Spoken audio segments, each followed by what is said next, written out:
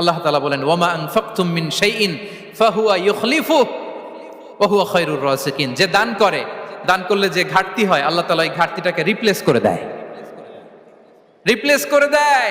বিষ্ণু ইসা ইসলাম বলেছেন মা নাকাসা মালু আবদিন মিন সাদাকা। চ্যারিটি করলে, দান করলে আল্লাহ তার সম্পদ কখনো কমায় না। প্রতিদিন সকালবেলা দুজন ফেরেশতা নেমে বলতে থাকে আল্লাহুম্মা আ'তি মুনফিকান খালাফা, আল্লাহুম্মা আ'তি মুমসিকান চালাফা।